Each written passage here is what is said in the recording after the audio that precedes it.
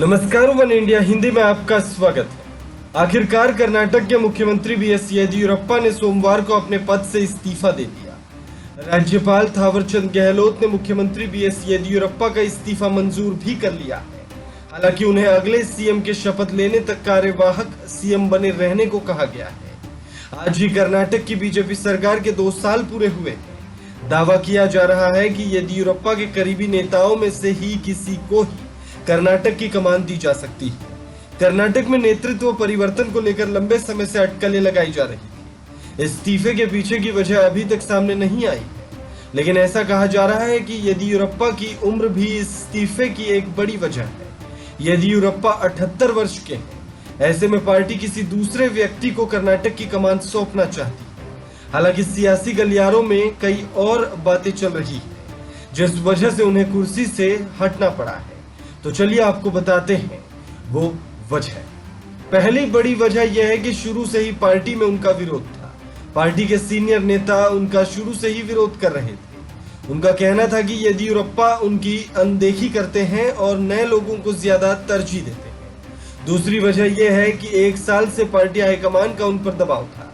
दरअसल जब राज्य में पार्टी के नेता येदियुरप्पा को लेकर असंतुष्ट होना शुरू हुए और अपनी शिकायतें लेकर हाईकमान से मिलने लगे, तो पार्टी ने पिछले 1 साल से ही उन पर दबाव बढ़ा दिया था। ऐसे में लग रहा था कि उन्हें जाना ही होगा।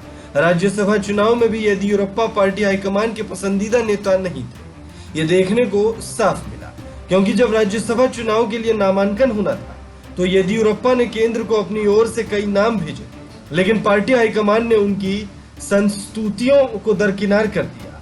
उससे भी साफ हो गया कि अब वो पार्टी हाईकमान के फेवरेट नहीं रह गए। पिछले कुछ महीनों से राज्य में पार्टी के नेता येदियुरप्पा के खिलाफ खुलकर बयान दे रहे थे, लेकिन पार्टी हाईकमान ने किसी पर भी कोई कार्रवाई नहीं की। ये माना जाने लगा कि ये सब पार्टी हाईकमान की शह पर ही हो रहा है। ये दूसरा संकेत था कि अब वो पार्टी हाईकमान की पसंद नहीं रह गए हैं, उन्हें जाना होगा।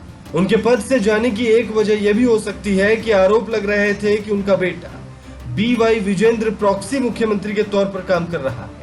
भ्रष्टाचार के आरोप भी लगने लगे थे। बताया जा रहा है कि बीजेपी हाईकमान चाहता था कि बीएस येदियुरप्पा की जगह राज्य में ताकतवर नेताओं की दूसरी पंक्ति खड़ी की जाए, ताकि वर्ष 2023 का अगला चुनाव उसी की अगुवाई में लड़ा जाए। खबर तो यह भी है कि बीएस येदियुरप्पा एक और बीजेपी हाईकमान की पसंद नहीं रह गए थे, तो आरएसएस भी उन्हें पसंद नहीं कर रहा था। ऐसे में अब तय है कि राज्य में जो नेता मुख्यमंत्री बनेगा वो शायद आरएसएस की पसंद का भी होगा।